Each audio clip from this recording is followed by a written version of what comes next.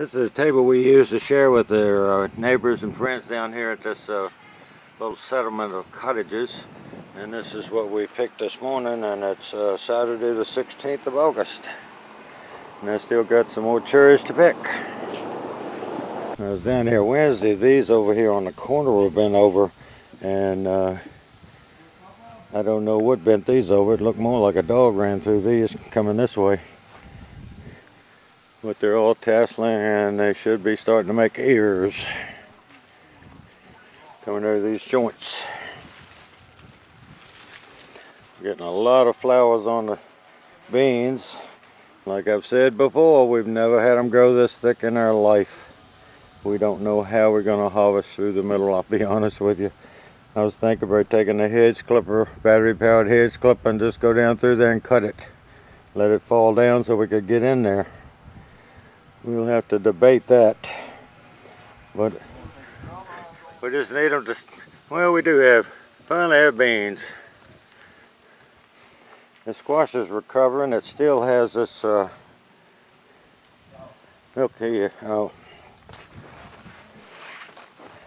powdery mildew on it, but I'm going to have to spray it again, but I have to wait till this evening because I've got bees working this. Their okra is slowly climbing, and you can see we still got a bunch of cherry tomatoes to pick. And a bunch of better boys. And a bunch of 4th of Julys. And there's probably some more cukes in here. See, I haven't done this side, and I haven't been inside yet. And this stuff here drying up halfway up, and half is green and half hidden. It's got me. I dug down in it last night. It was a little on the dry side, but not horrible, so I watered them real good. And it did rain 1.5 inches first of the week, and it might be a soil deficiency. But you'd think it would be getting all of them instead of spotty. So my next step, if it doesn't perk up, we're down here for 3 days. And see these over here, especially my big producer, is getting brown. And it might just be too much. It's producing too much. See, I haven't picked this thing yet, folks. And the other day I got 81. The time before last week I got 85. There's over 100 ready to pick on this thing right now. And it might be that it's got so much above the ground there isn't enough in the soil to produce this, and leaves and foliage. So I'm going to hit these with Miracle Grow just to see if it'll stop it. And the watermelon patch, it's nice when you can walk down here and just see them. Later on you'll see one in there and it'll open up. And look how fast these things are growing. I'm going to have to keep moving them over so I can get through here. But we've got quite a number going.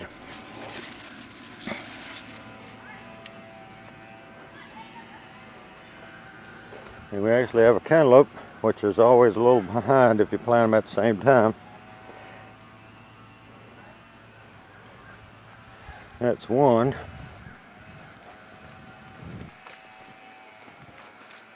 Not that you haven't seen a cantaloupe before, but there's another one over here somewhere.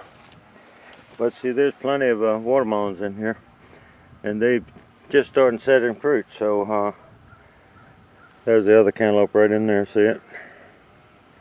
And there's probably more in here. You just can't see for all the foliage.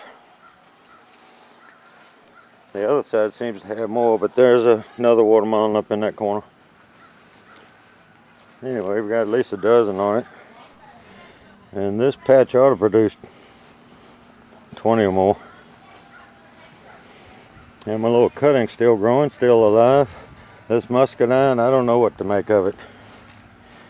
It just keeps dying back on me. There's no real reason for it. It's all attached, nothing's eaten off. That part's growing. This little part here is growing, but this main part that had a few little grapes on it, it's not growing.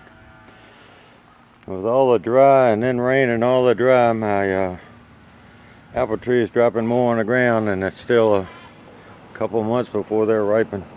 And the fig tree's got figs on it, but they just stay in the same size. Now it's been cool for a month, at least 3-4 days in the middle of the week. And they're just not getting any bigger. I don't really know what's going to happen, but it made figs. You can see them everywhere, but they just don't seem to be getting bigger. We'll keep waiting it out. That is what my bride likes to see on her pepper plants. One turning and one turned. We need to snip that one off. And I still got a few squash in there to pick. I put up, I don't know, I think 18 gallons of squash, frozen. And we did stewed tomatoes yesterday, frozen. I need to can more in jars because the freezing takes up a lot of space. Even though we have 1, 2, 3 freezers and a refrigerator freezer. You know, one-piece unit. I put my sign back up and I put that on it, and the people have been leaving it alone. These owls, the heads move in the air. It doesn't take much to move them. You can see that one barely moving, as long as it's sort of vertical. Watch the head. So it'll move around. It's got nice eyes on it, and it's kept the birds out of here. And the people have left it alone, and we've got several bags frozen. My bride will come over here and pick some more today.